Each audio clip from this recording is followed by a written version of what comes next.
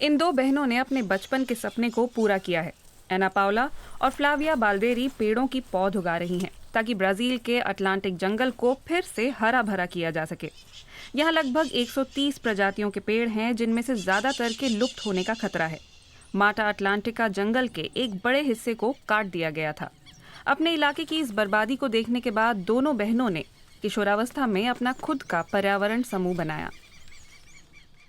Atlantic वर्षावन दुनिया के सबसे विविध प्राकृतिक बसेरों में से एक है। यहाँ बहुत सारी प्रजातियां हैं। ये सबसे ज्यादा खतरा झेल रहे प्राकृतिक बसेरों में से भी एक है। हमारा मकसद संरक्षण, बहाली और वृक्षारोपण के जरिए अपने इस जंगल को संरक्षित करना है। जब उन्होंने शुरुआत की तो उनके पास जज्बा तो बहुत था, लेकिन पैसे बहुत कम। लेकिन तब से उनका काम अब बहुत बढ़ गया है। अब ये जीव विज्ञानी अपनी नर्सरी से पूरे इलाके में पौधे पहुंचा रही हैं। यहाँ से हो रही आमदनी से वो अपने एनजीओ कोपाइबा को चलाती हैं। वो यहाँ हर साल लगभग 4 लाख पौधे उगाती हैं।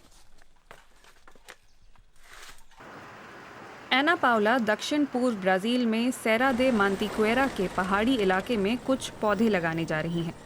इस इलाके में अब कॉफी के पौधे खूब लगाए जा रहे हैं और ये जानवरों के चरने की जगह भी है। मूल जंगल तो अब यहाँ ना के बराबर बचा है। पेड़ यहाँ के भूजल को संरक्षित करने में बड़ी भूमिका निभाते हैं। लेकिन यहाँ फिर से जंगल उगाने की कोशिशें जमीन मालिकों पर निर्भर करती हैं। लोगों की निजी संपत्ति पर मौजूद पानी के प्राकृतिक स्रोत धीरे धीरे खत्म हो रहे हैं। इन जमीन मालिकों के पास अब पानी नहीं बचा है। यहाँ फिर से जंगल तैयार कर हम यहाँ की हरियाली को वापस लाना चाहते हैं ताकि भूजल का स्तर बेहतर हो सके। इन किसानों ने हाल ही में ये जमीन खरीदी है। 3 साल पहले इस जगह को आलू की खेती के लिए साफ किया गया था। बाद में यहाँ मवेशियों के लिए चारा उगाया जाने लगा। ये पानी का सोता है। यहाँ से ये पानी बहा करता था इस दिशा में। आधी संपत्ति पर जंगल है।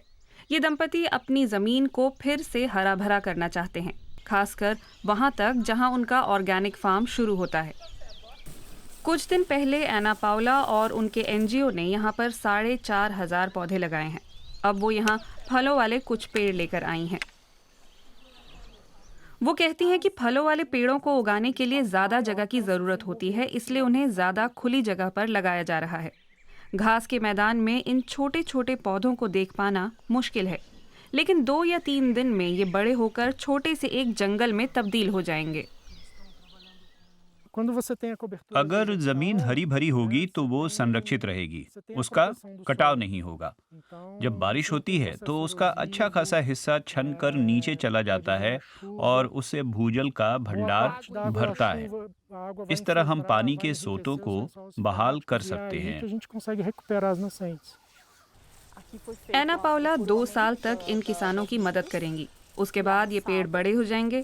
उनके एनजीओ का ज्यादातर काम दान और कंपनी की साझेदारियों से चलता है। किसानों को कोई पैसा नहीं देना होता। अब हम पौधों के आसपास की जगह को घास से ढकते हैं। इससे पौधों को नमी मिलेगी और ये अच्छी तरह बढ़ेंगे। एना पाउला और कोपाइबा ने 200 से ज्यादा जमीन मालिकों की उनके जंगल बहाल करने में मदद की है, लेकिन हर कोई इसके लिए तैयार नहीं होता। उन्हें और उनके संगठन को जमीन मालिकों को राजी करने के लिए बहुत मेहनत करनी पड़ती है। इसलिए ये एनजीओ व्यापक पैमाने पर जंगल लगाने के एक प्रोजेक्ट मांतिक्वेरा कंजर्वेशन प्रोजेक्ट में शामिल हुआ है। इसे जर्मनी की अंतर्राष्ट्रीय जलवायु पहल से समर्थन मिला है। ब्राजील के एक्सट्रेमा इलाके के 400 से ज्यादा शहर, यूनिवर्सिटी, पर्यावरण समूह और कंपनियां इसमें शामिल हैं।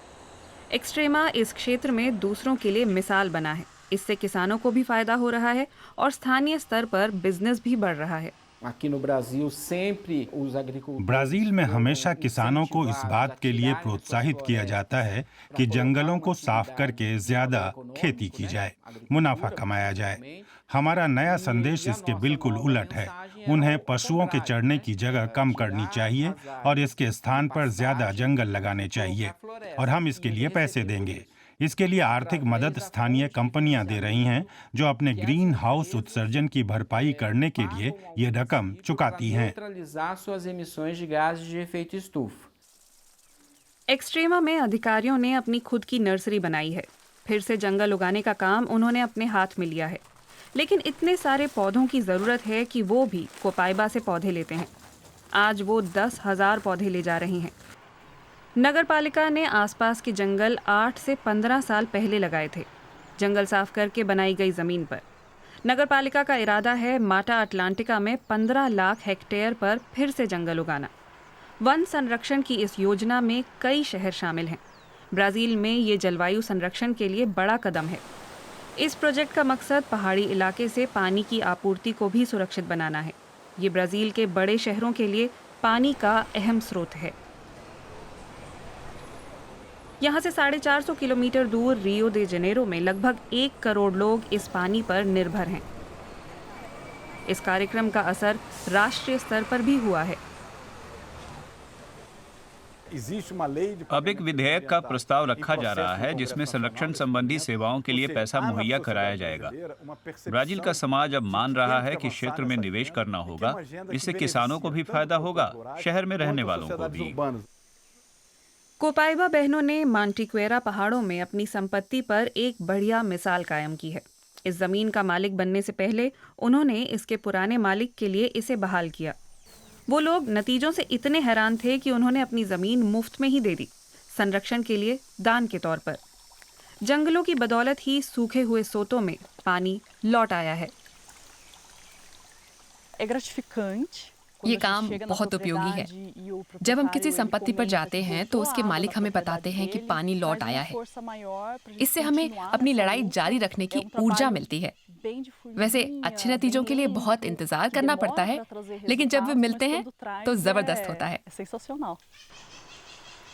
दोनों बहनों ने मिलकर अब तक 600 हेक्टेयर जमीन पर 7 लाख से ज्यादा पेड़ लगाए हैं। ये उससे कहीं ज्यादा है जितने लगाने का सपना इन्होंने बचपन में देखा था।